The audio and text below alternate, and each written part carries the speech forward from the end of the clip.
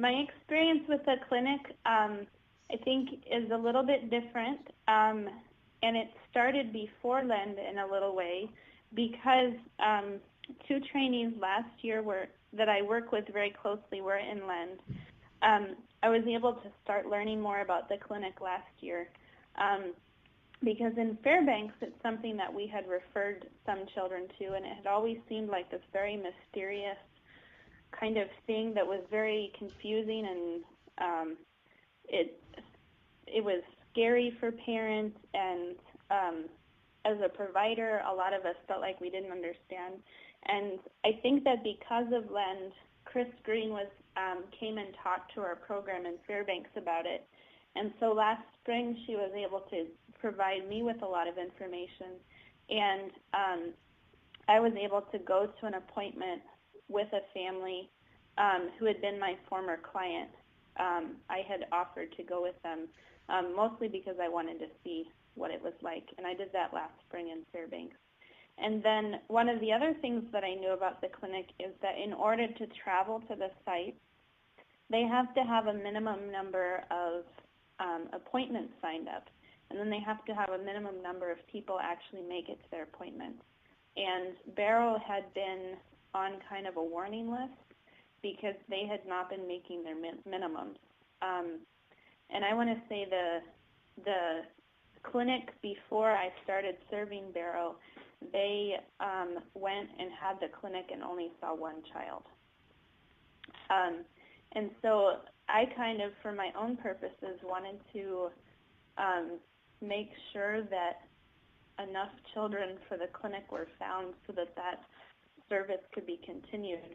So I actually spent a lot of time learning about it kind of on my own before Lend started over the summer and talking with Chris and that kind of thing.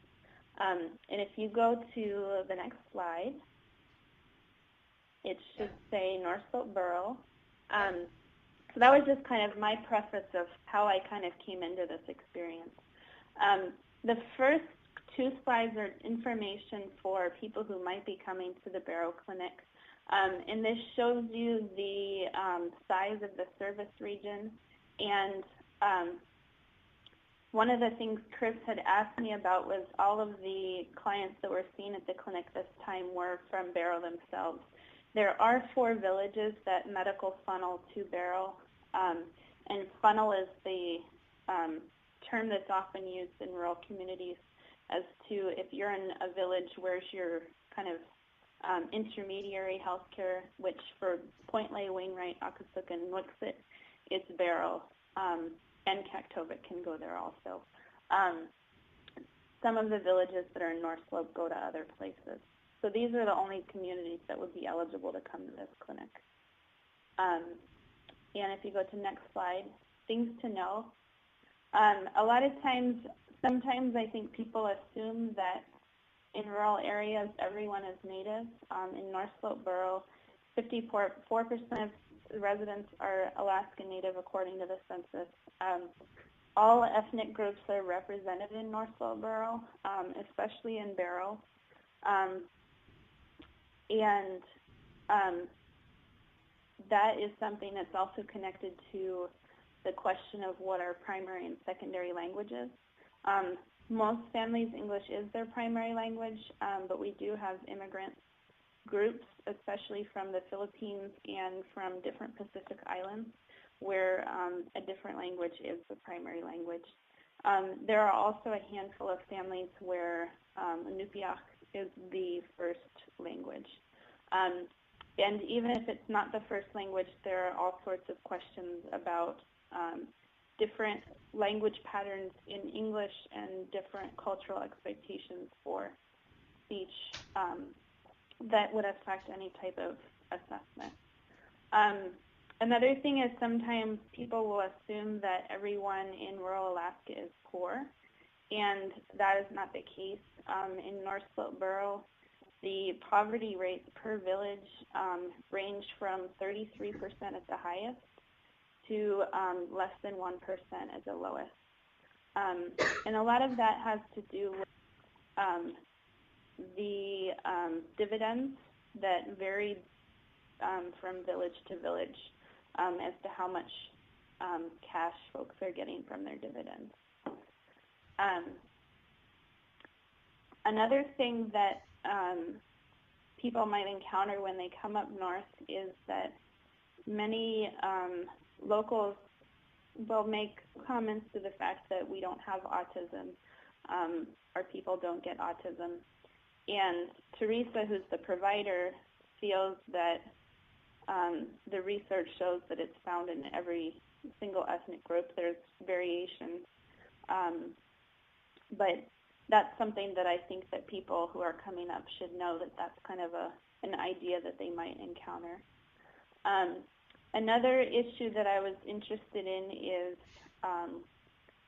how to sort out what is a child having a reaction to severe neglect or trauma and what is autism. And that's something that providers should know, that Northern Alaska has very high rates of child maltreatment. And another thing that providers should know is, while we have a really great public health staff right now with public health nursing, our local hospital has been chronically understaffed, and most of the medical positions are filled by itinerant workers. And then the more I've gotten to know different folks at the hospital and gotten to see some of the insides, very often many of the individuals are very much overworked. And so it presents a challenge for families in terms of follow-up and getting their medical needs met. You can go to the next slide. This is the to-do list for local providers. And these were things that I actually wound up doing, but I was kind of thinking, like, what would I want other local providers to know, and what kinds of things might you want to do before this clinic came to your community? Because I was kind of personally interested in making sure that we were able to keep this clinic coming, I tried to involve other people in that. So the first step, of course, is being able to know what the correct name of the clinic is, and being able to explain that to other people. And that was a challenge in itself, but I think that with the different folks I was working with, we were definitely able to build some more awareness of it, and also explain and learn more about what are and are not appropriate referrals.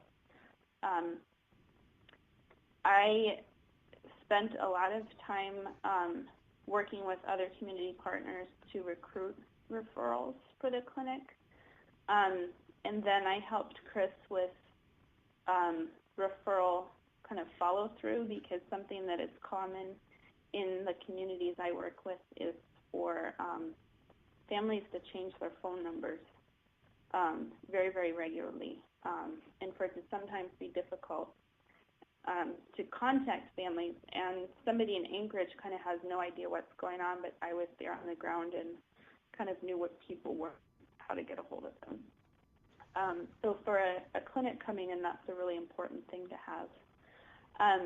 And then the clinic in Barrow was on a Tuesday. Chris came in on a Monday. The Thursday prior, she asked me if I could set up some meet and greets with her and the community that Monday. And so starting on a Thursday, I kind of scrambled and set up some community meetings for her. And if you go to the next slide, we were able to spend most of the day that Monday going around to different people, and we met with the local judge and had a really interesting conversation with him, because he has done a lot of research on FASD and was interested in hearing about autism, and then just how that would look like for someone coming across his courtroom. And he's done a lot of interesting work about trying to make visual supports and other kinds of adaptations for individuals he works with.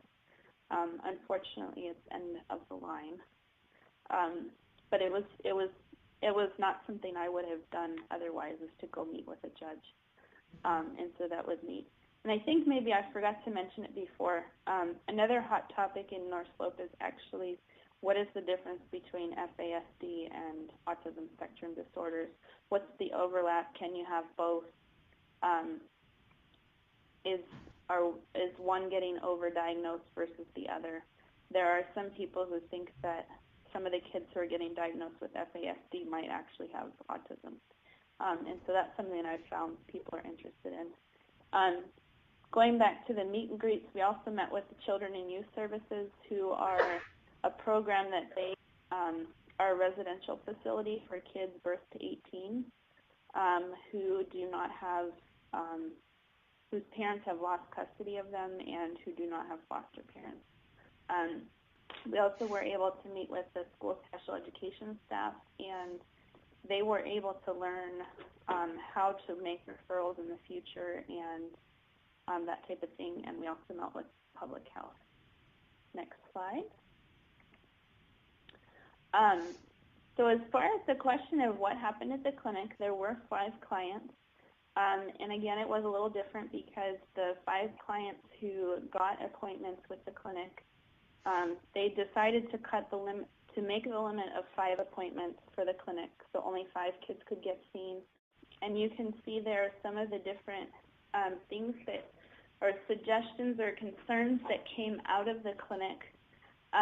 Unlike some of the other areas, I think that Teresa, who's the nurse practitioner who's in Barrow, did a very good job of not, of making it very clear that this was not a diagnosis and these were just recommendations for further assessment.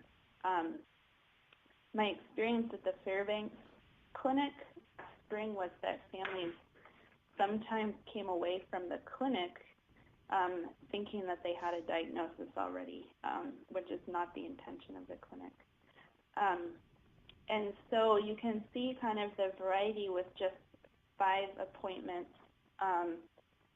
3 of them wound up with, this is possibly autism, and those 3 were referred to the clinic at Providence.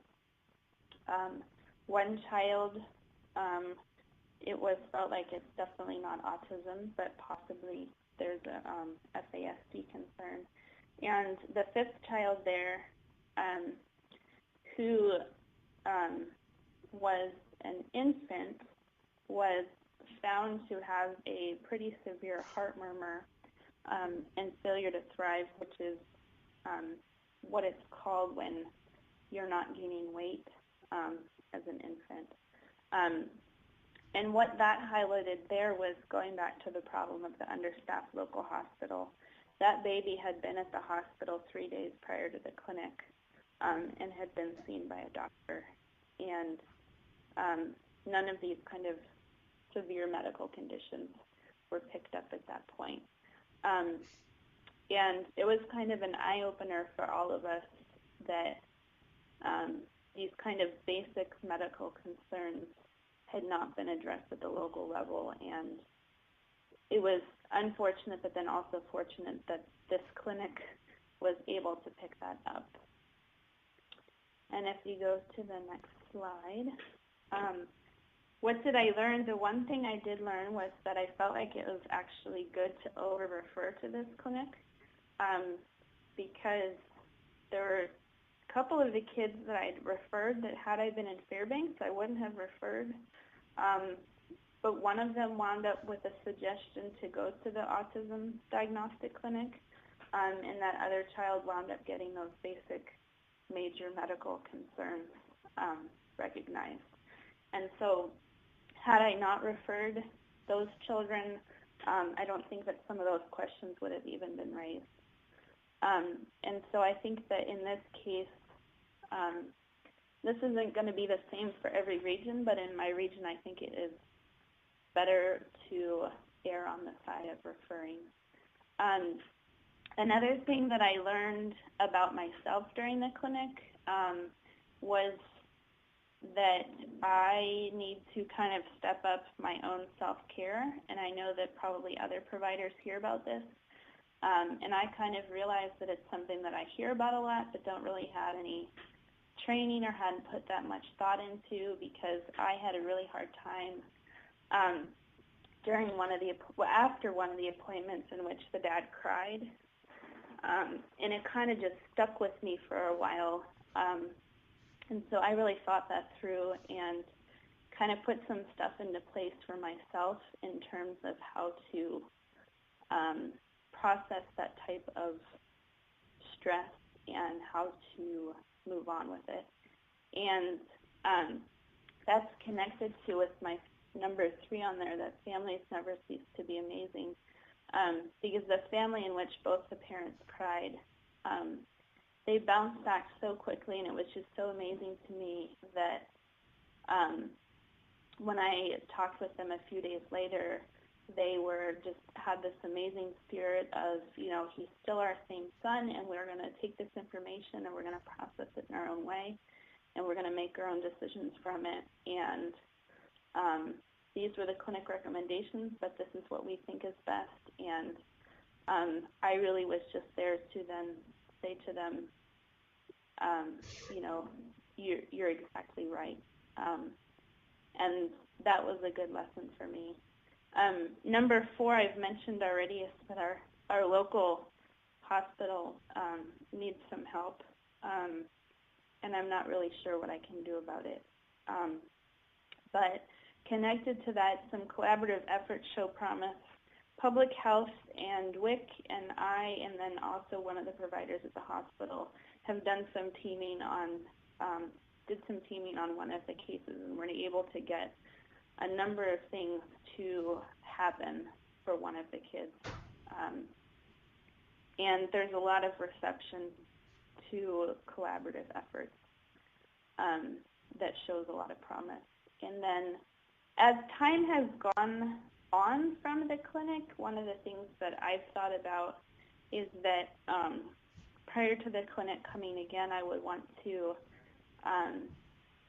educate the providers more about how ILP uses a coaching model in North Slope, and that it's a family-centered model, and that and kind of what our work looks like, because when you have an outside provider coming in and they say to a parent, you need to have weekly visits instead of twice a week, instead of every other week or something. We need the outsider's expertise, but on the other hand, we need to affirm the family-centered nature. Because we got enough kids to come in for appointments this clinic, they will be back in 2013. Nice work. What's the picture? Food. No, it's not. It's muktuk. There's a difference. And it's all different parts of a whale. In the middle on the bottom, there's a brown round part, that's intestine. On the bottom left, there's above the tongue on the top left is, I think that's skin. In the middle top is muktuk, which is when the skin and the blubber are still attached. And then the dark pieces on the right, I don't remember what they are, but I think that that's the kidney.